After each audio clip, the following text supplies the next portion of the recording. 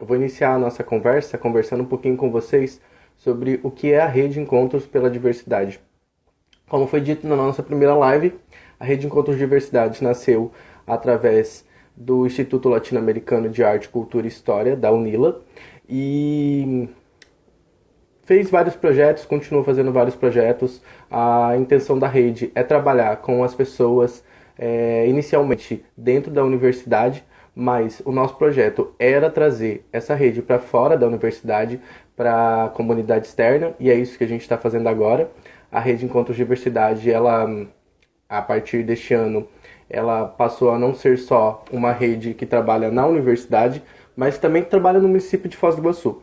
E nós, da União Nacional LGBT, do Espaço Iguaçuense da Diversidade, da Aliança Nacional LGBT, compomos essa rede junto com todas as outras 21 entidades, né, que compõem essa rede que trabalha pela diversidade, trabalha em defesa da diversidade, para lutar pelos direitos de diversidade, pela igualdade dentro das universidades, da educação e do nosso município. Hoje nós vamos falar um pouquinho sobre o contexto político e o Covid-19. Eu sei que muitas pessoas têm muitas dúvidas sobre o que é esse contexto político e como se insere isso com o Covid-19. E para isso, hoje eu não vou fazer essa live sozinho. Eu vou chamar então, daqui a pouco vai estar entrando aqui com a gente a professora Daphne. Oi, Daphne. Oi, tudo bem? Então, eu sou professora de física da UNILA, né, de física teórica, e também membro do Conselho de Representantes da CESUNILA. Na verdade, eu recebi esse convite através da CESUNILA, né, que a Rede de Diversidade fez esse convite, e eu vim aqui representando, né? E gostaria de dizer que é até emblemático, né, que seja nesse 1º de maio, que é um dia de luta, né? De luta e um dos dias mais importantes para os trabalhadores, né? Sim, é muito importante lembrar também dessa campanha que a gente está fazendo, do incentivo dos trabalhadores da saúde, das pessoas que estão nos empregos essenciais, né? Que muitas vezes estão Sim. imunes a esse vírus e muitas vezes não são vistas pelas atitudes do governo. Professora, vamos falar um pouquinho do Covid-19 e o mundo. Como a gente pode relacionar nesse contexto? Bom, então, assim, primeiro, né, alguns fatos que já são conhecidos, né? Essa é uma pandemia mundial, né? Ela está presente na grande maioria dos países, não sei se todos, né? Mas 180 e alguma coisa, né? A OMS decretou, né, que é pandemia desde março, né, foi quando eles decretaram, ou fevereiro, alguma coisa assim, né, ou final de fevereiro, começo de março.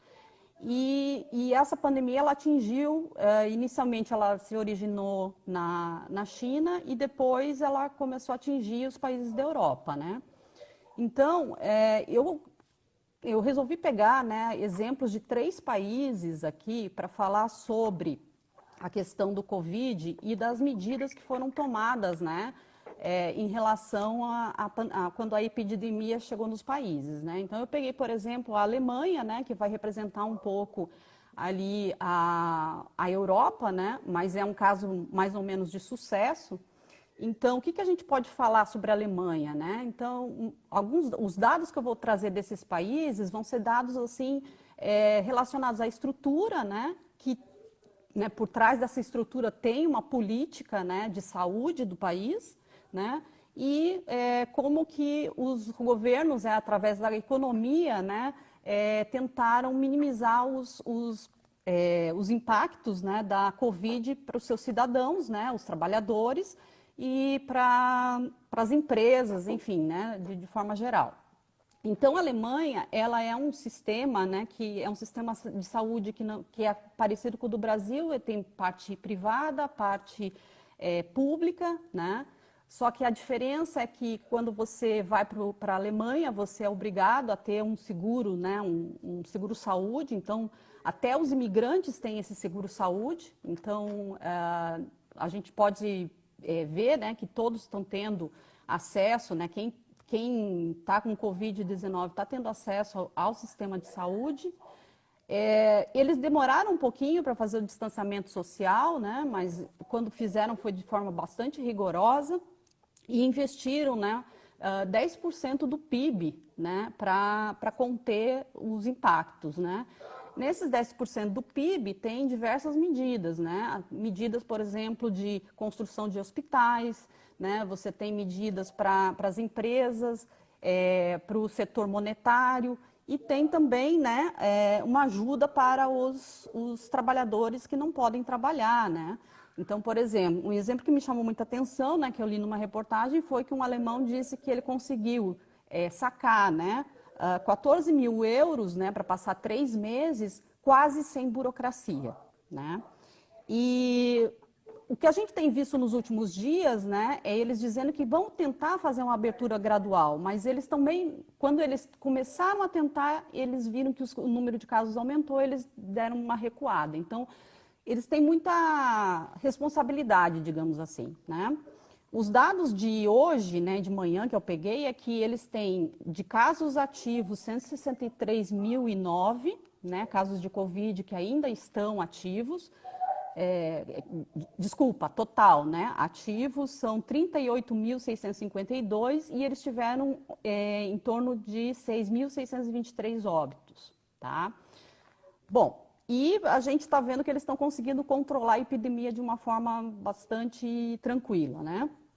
Daí o outro país que eu, né, quero trazer dados aqui é os Estados Unidos, né? Porque os Estados Unidos, agora nesse momento, ele está como o epicentro, né, da epidemia.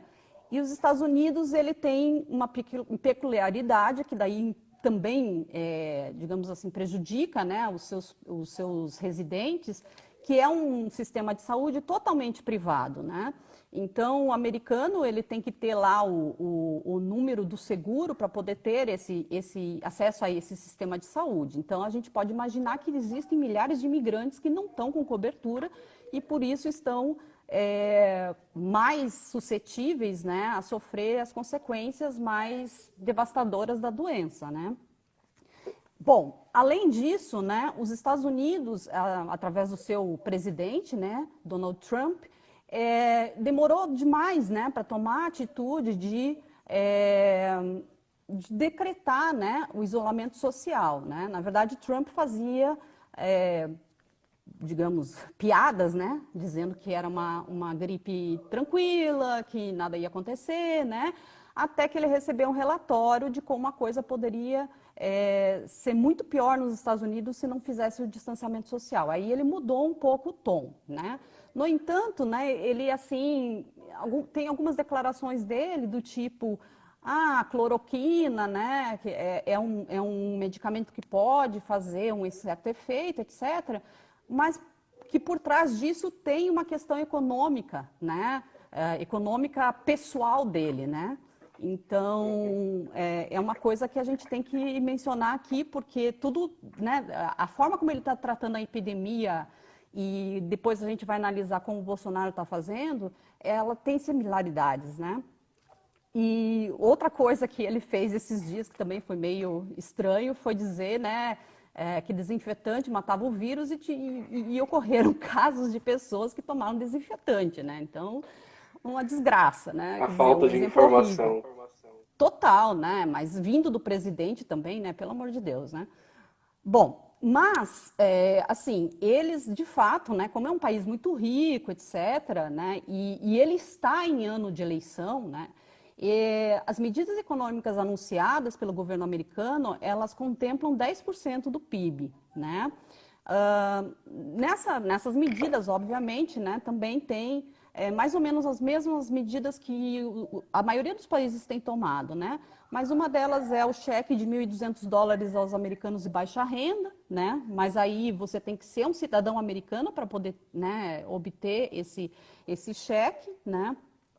A gente viu nessa semana que nas últimas 6 semanas 30,3 milhões de americanos, né, entraram com pedido de seguro-desemprego. Então, a gente está vendo que, enfim, né, a questão da economia realmente está indo para o buraco, né, assim como na Alemanha e todos os países do mundo, né. Ele também lançou um pacote de 400 bilhões de dólares para pequenas empresas, 500 bilhões às grandes empresas, mas acredito que não, né, para as grandes empresas esse não tenha sido uma ajuda considerável, porque eles têm feito muita pressão para poder abrir, né, sair do isolamento e abrir o comércio, né? Inclusive, né, digamos, desde que foi o isolamento, o próprio Trump, né, vem prometendo, né, uma abertura do comércio, dando datas totalmente irreais, né? Então, na verdade, me passa pela cabeça, e acredito que sim, né, a gente vê pelas notícias que também está tendo uma grande pressão, né, por parte da indústria, do comércio, para que isso aconteça, né? Bom, e os dados, né? A gente está vendo que, na verdade, nos Estados Unidos, assim, mais especificamente em Nova York, né, tá uma situação realmente muito complicada, né? Muitas mortes, etc., né? Então, até hoje, o número de casos, 1.096.268 casos, sendo que ativos são 899.958, e os óbitos 63.766, ultrapassando inclusive a Espanha, que tinha o maior número de óbitos, né? Então, enfim, vamos acompanhar aí o que vai acontecer com os Estados Unidos, né? Mas que também pode ser um reflexo do que vai acontecer com a gente, tá? Sim. Nesse recorte que a gente... Não, é só uma última coisa, um último país aqui, que já que a gente está na América Latina, né, seria interessante também a gente falar, tá? Que é a Argentina, tá? A Argentina, ela tem um sistema de saúde descentralizado público com participação privada também. Mas o que a gente está vendo na Argentina? Uma expansão da Covid muito menor do que qualquer outro país, né? Por quê? Porque desde o dia 20 de março nós temos a quarentena compulsória, né? E com medidas, né, de proteção ao trabalho e aos trabalhadores, de combate à miséria, e um presidente que não cedeu, né, à pressão para reativar a economia antes do tempo. Então, do total de casos que eles têm, 4.415, bem baixo, né? Ativos 2.898 e o número de óbitos 218, né? Mas é que eles realmente, eles fizeram aquilo que o Brasil não fez. Eles se anteciparam e conseguiram fazer isso, né? Sim. Nesse recorte que a gente fez agora, a gente falou um pouquinho do país. Agora eu quero que a professora volte um pouquinho para o Brasil, como a gente estava falando agora. O isolamento, a importância do isolamento. No nosso país, muitas pessoas ainda levam o isolamento como um tabu, como uma coisa, muitas vezes, que não se dá valor, né? O próprio presidente chama esse vírus de gripezinha. Então, eu queria que você pudesse fazer para a gente um recorte no nosso país. Como que a gente está vivendo, quais são as medidas que o governo tomou ou vai tomar em questão desse vírus. Então, o Brasil, ele é um caso bastante peculiar, porque nós estamos vivendo ao mesmo tempo uma crise sanitária e uma crise política, né? Então, eu vou, assim, comentar primeiro a crise sanitária e depois a crise política, tá? Primeiro, né, como eu falei dos outros países, nós temos o SUS, que é um sistema de saúde público, né, bastante abrangente, que é centralizado, mas temos o sistema privado também, né? Mas com a PEC do teto de gastos, né, a gente teve menos investimento para a saúde, o que ocasiona um sucateamento desse sistema, né? Então, ele está sucateado, a gente vê que foram mandados vários médicos embora, né? Os médicos cubanos, por exemplo, foram mandados embora, que seriam de grande ajuda agora, né? Então, nós começamos a epidemia nesse contexto, né? Aí, o que acontece é que o Mandetta, né, o ex-ministro da Saúde, né, desde o início ele já estava preocupado com essa epidemia. E ele tomou atitudes rapidamente, né, junto com governos estaduais e municipais, que decretaram a quarentena bem rápido, né? Em março a gente já tinha várias cidades em quarentena, basicamente, né? E ele, o tempo inteiro, falava que, às vezes, alguns discursos dúbios, mas, de forma geral, ele abraçava a questão do isolamento social e dizia que iria, né, trabalhar com a questão da ciência, né, para poder analisar a crise e com as recomendações da OMS, né, da Organização Mundial da Saúde. O que acontece? Daí nós temos um presidente que começa a atrapalhar isso, né? Por quê? Porque o presidente tem um discurso negacionista, né? Para ele, né, não passava de uma gripezinha, né? Aí, ultimamente, o discurso as pessoas vão morrer mais de fome do que de Covid porque elas não podem trabalhar, tem que abrir comércio, tem que fazer isso, e ele mesmo não adota as medidas sanitárias no convívio, né? Em qualquer lugar que você vê, ele está sem máscara, ele cumprimenta as pessoas com a mão, né? Então, é difícil, né? O que acontece com isso é que nós temos um convite para quebrar o isolamento, né? Porque a base dele acaba acreditando nisso e seguindo isso, né? E de uma forma, e batendo de frente com os governos municipais e os governos estaduais, né? Daí essa atitude, né, do Ministério da Saúde em prol da ciência, do isolamento social e a atitude negacionista do presidente, né, acaba provocando uma crise que resulta na saída do Mandetta, né, na demissão do Mandetta, né, a demissão de um ministro que estava fazendo um bom trabalho, mas que ia contra aquilo que o presidente queria, né?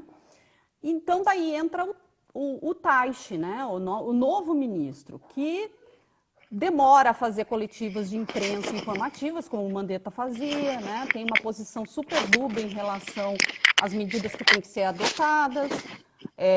A gente vê um aumento nos casos de óbito, né, depois que ele sai, né. Hoje, por exemplo, nós temos o governo o Amazonas com uma crise sanitária gravíssima, né. Acabei de ver uma notícia que São Luís vai decretar lockdown, ou seja, quarentena mesmo, né? Quarentena Fechamento total. completo, total, né? Outra notícia que teve essa semana, né? Que daí a gente também fica assim, pelo amor de Deus, né? Empresas lá de Manaus pediram, né, que o governo emprestasse um avião para que eles transportassem caixões, né, porque eles estão com um problema muito sério lá. E foi negado esse pedido, né? Então, essa é a postura do Ministério da Saúde, não fazer absolutamente nada, né? Estão empilhando os caixões, né? Empilhando e às vezes, né, eles não sabem mais o que fazer, né? As covas já não são suficientes, é uma coisa pavorosa, né? E isso, né, isso tudo tem a ver com o afrouxamento do isolamento, né? Então, os dados de hoje, né, são 87.187 casos de Covid, ativos 45.246 e o número de óbitos já passou 6.000. Né? Então, a crise sanitária no Brasil, ela está avançando, né? Ela vai chegar a níveis assustadores, né? E a crise política, né, que digamos assim, nessas últimas semanas, principalmente depois da saída do Mandetta, ela tem ofuscado, né, o combate ao coronavírus, né, porque é a novelinha do Planalto, né, as brigas entre ministros, entre presidente, etc., né. Mas a gente tem que lembrar que, assim, no final do ano passado, quando estavam falando da previsão do PIB, né, o PIB ficou muito abaixo daquilo que eles estavam prevendo, né. A gente chamava de PIBinho, né? O PIBinho aí, que, né, o Guedes disse que ia ser tanto e foi muito menos, né? Então já existia uma crise econômica e um crescimento muito abaixo. Com a Covid, tudo isso é mascarado, né? A questão do desemprego, a questão da crise econômica, e aí a gente, na verdade, a gente não consegue mais avaliar o que de fato estava acontecendo, né? Bom, o que o governo fez, né, além das medidas do Ministério da Saúde? Daí vieram medidas econômicas. Só que a primeira medida econômica que o governo tomou foi em favor de quem? Dos bancos, né? Então, foram medidas para aumentar a liquidez e jogar no mercado 1,2 trilhões de reais, né? E para quê? Para que os bancos pudessem emprestar, né? medidas, inclusive, em que o próprio governo estaria por trás estaria garantindo os investimentos, né? Mas não é o que a gente está vendo, né? A gente não está vendo assim uma grande, né, abertura por parte dos bancos para poder emprestar dinheiro e salvar alguns empresários, né? Aí também, depois de alguns dias, né, eles anunciam a ajuda de R$ 600, né? Essa ajuda, apesar do Senado e do Congresso terem votado muito rápido, né, em favor dessa ajuda, ela demorou muito para ser implementada, existem dificuldades das pessoas poderem receber. Nós estamos vendo filas nas caixas econômicas do país, né? Ou seja, as pessoas se aglomerando para poder receber porque elas estão desesperadas, né? Então, é um grande problema, não está dando conta isso, né?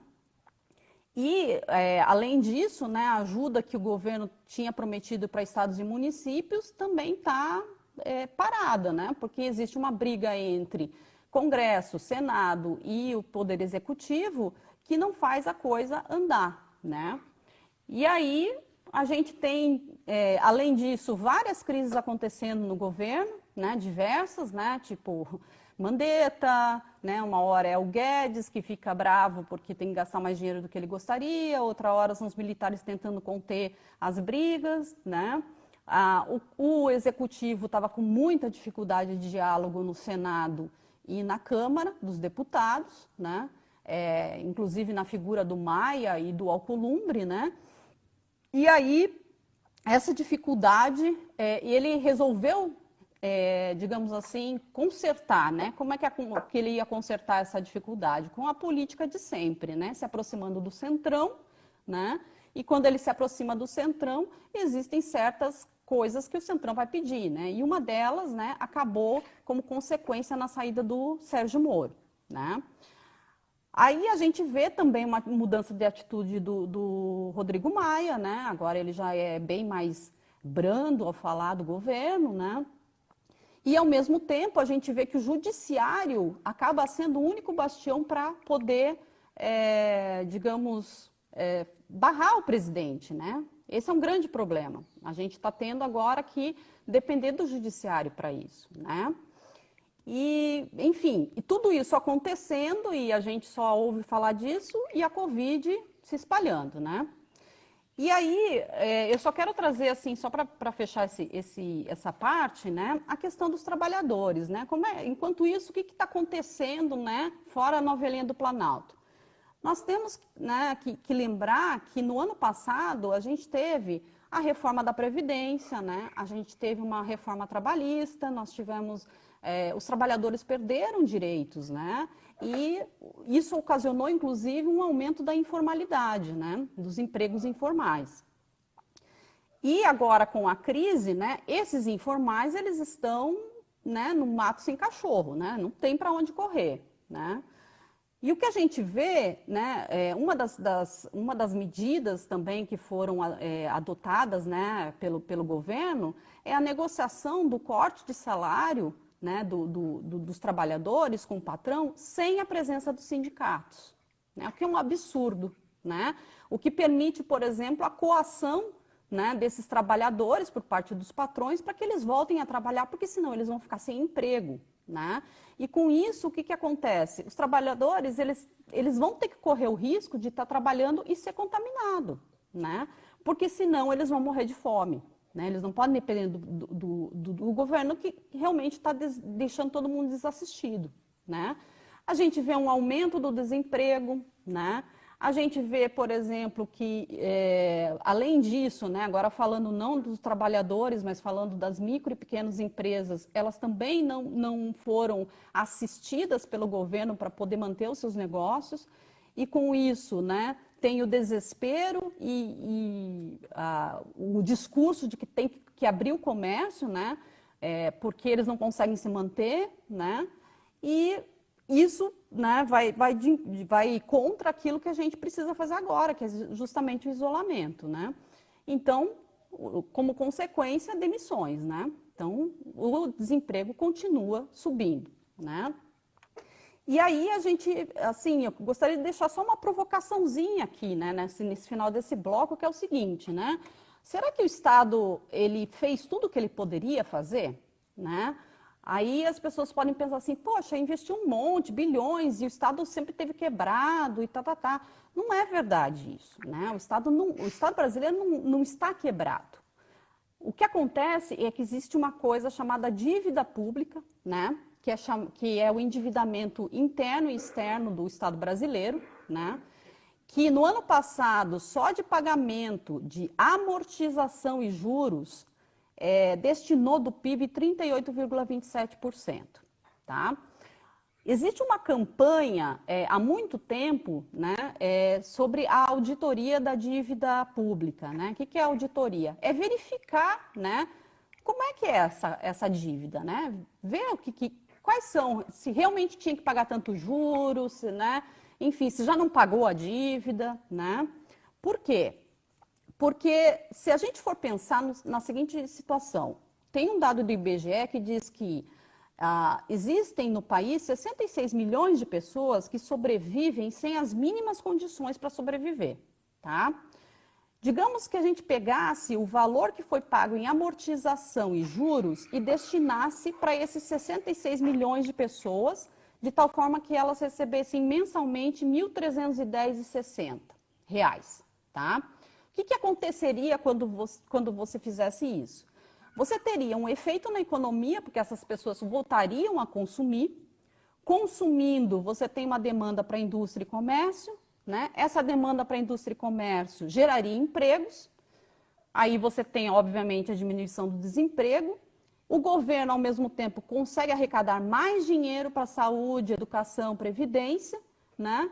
E, no fim das contas, você conseguiria, digamos assim, eliminar a pobreza do país para sempre, tá? Então, essa auditoria, ela seria muito boa nesse momento, sabe? Seria importantíssimo.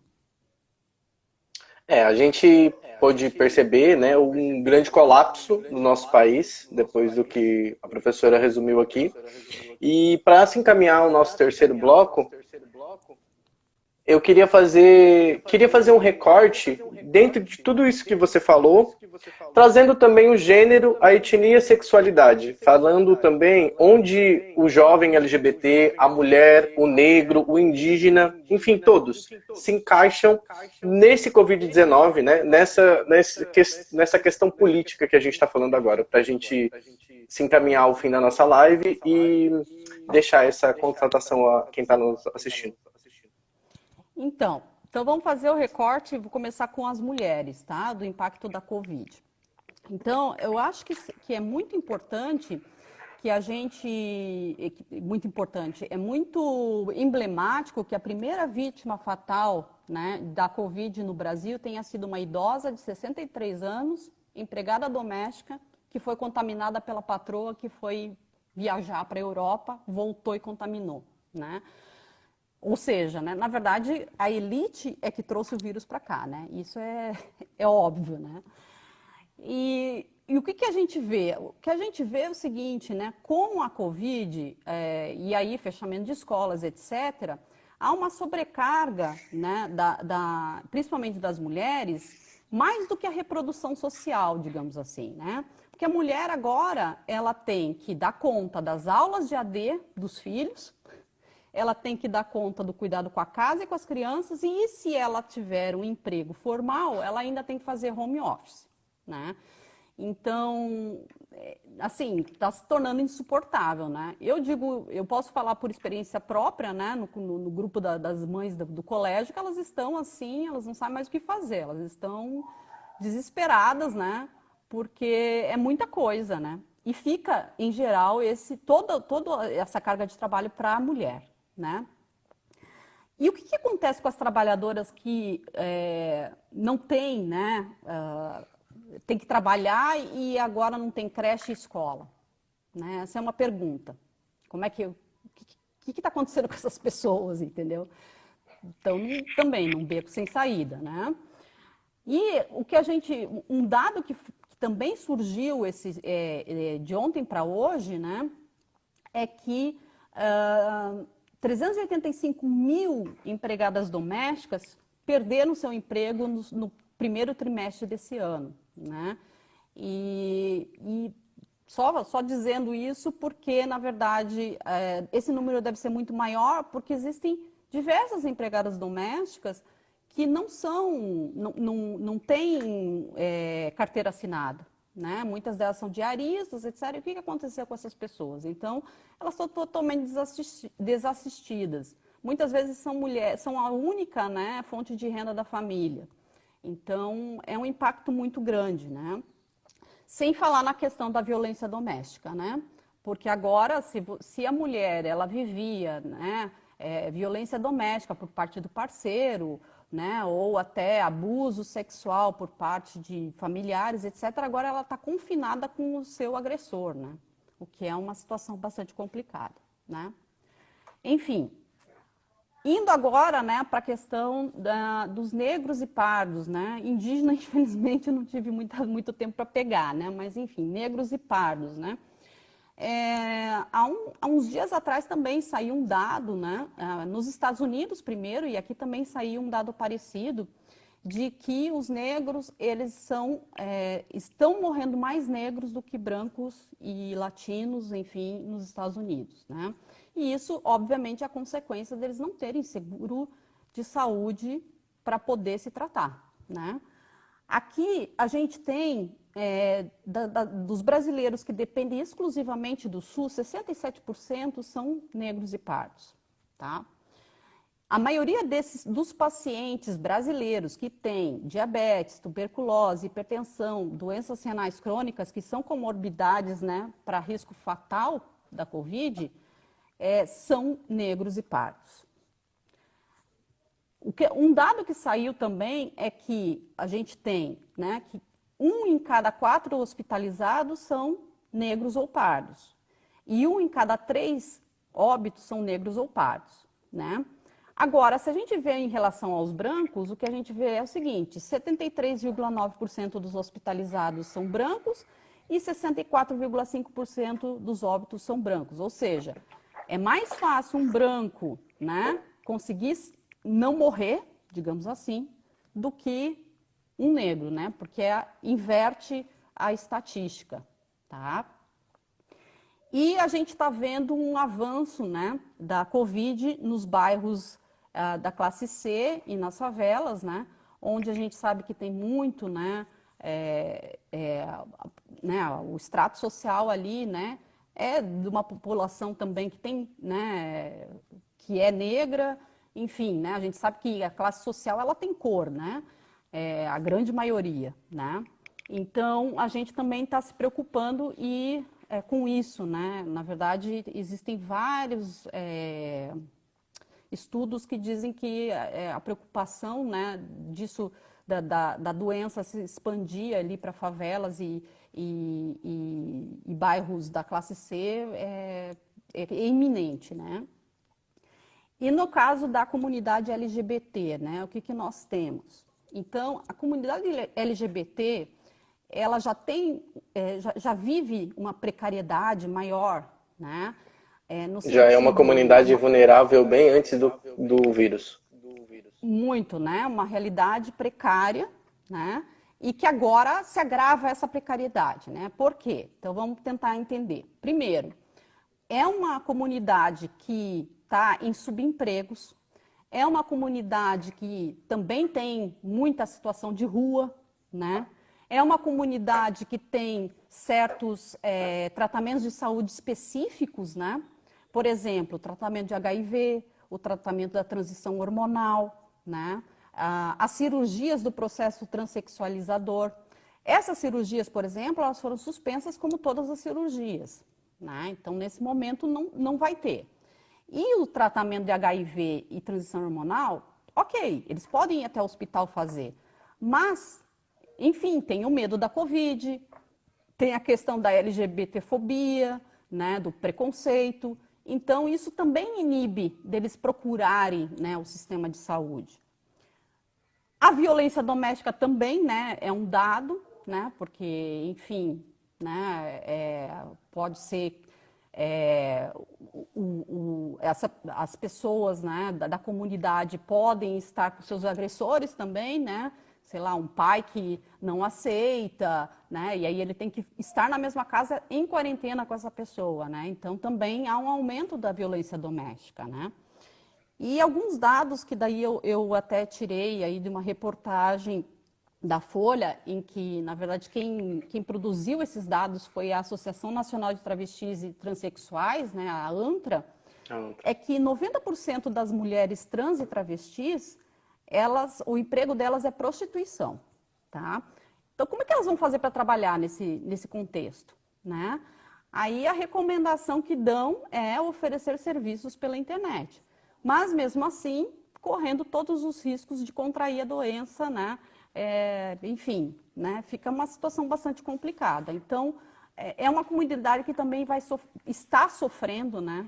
Muito com essa pandemia. Sim, e é importante lembrar o que a Cida acabou de falar. O teste HIV não é só para LGBTs, é para todos. Inclusive, nesse tempo de pandemia, tem um grande tabu que está surgindo, né? Que é a galera LGBT não consegue doar sangue. Querem salvar vidas, mas impedem a galera LGBT de doar sangue. É um outro retrocesso que o nosso governo brasileiro precisa vencer, né? O governo brasileiro e o mundo inteiro, né? Não, mas só deixa eu comentar então a questão do HIV, né? O tratamento de HIV, não... Bom, teste e tratamento é para todos, né? Mas o que a gente diz, assim, é que existem, né, certos tratamentos que são mais comuns, né? Mas que daí, enfim, só dando alguns exemplos. Claro que toda a população, por exemplo, se eu sou diabético, se eu preciso fazer hemodiálise, eu também não consigo, né? Mas a questão é que já pela discriminação e LGBTfobia, as pessoas não estão indo fazer os tratamentos, né? Esse é o grande problema. Sim. Então a gente chegou no final do nosso terceiro bloco. Eu queria, em nome do Encontro de Diversidade, agradecer a você, professora Daphne, por esses momentos que você teve com a gente. Sim, e eu deixo o espaço aberto para você agradecer agora. Então, eu gostaria muito de agradecer, né, esse convite, espero que não tenha falado muita besteira. Eu tentei trazer diversas informações, está muito difícil, gente, porque as coisas mudam muito rápido, né? Eu só queria deixar uma última frase aqui para fechar, para encerrar isso aqui, né, que é o seguinte, eu estava lendo um texto no site do Jornalistas Livres, né, um texto da Silmara Conchão e Eduardo Magalhães, em que eles encerram, né, o texto com a seguinte frase: o Brasil continua sendo uma fazenda escravocrata, uma máquina de moer gente administrada por senhores de engenho e seus jagunços. Sucupira segue impassível refém do paranoico Bolsorico, Paraguaçu e seus milicianos. Então, acho que isso fecha bem, né, o que está acontecendo conosco nesse momento, tá? Enfim, gostaria de ressaltar, né, para ficar em casa, se possível, né, ou, se não possível, para usar as medidas sanitárias cabíveis. 2 pessoas pediram aqui na live para que você cite um pouquinho a situação dos casos e do coronavírus no nosso município. Você consegue fazer esse recorte para a gente? Olha, eu não tenho esse dado atual, mas eu tenho a situação que nós tivemos nessa última semana, né? Foram 2 óbitos aqui e 2 óbitos de trabalhadores terceirizados de empresas de ônibus que trabalhavam para Itaipu, né? Enfim, assim, é para ficar de olho, né? Porque afinal de contas, a gente está abrindo o comércio, né? E, enfim, esses óbitos preocupam, né? Porque eram pessoas que circulavam, né? Fora a situação, né? São 2 trabalhadores que, né, tiveram que fazer isso, né? É uma situação muito triste, na verdade, né? Também se encaixa em tudo aquilo que eu falei, né? Quem tem que trabalhar acaba correndo risco e, né, infelizmente, às vezes até morrendo, né? Então é isso, professora. Mais uma vez te agradecendo. Lembrando a todo mundo que está assistindo que a nossa agenda de lives continua. No próximo dia 8, mais um assunto vai estar aqui com vocês. E qualquer coisa, informação, é só seguir Rede Diversidade Foz no Instagram, nossa página no Facebook, nosso canal no YouTube. E agora uma novidade, a partir da próxima semana nós vamos criar um podcast com todas as conversas para que vocês também possam ouvir as conversas. Então é isso, uma boa tarde a todos, boa tarde professora, muito obrigado. Boa tarde. E seguimos o nosso calendário de lives. Boa tarde, gente. Boa tarde.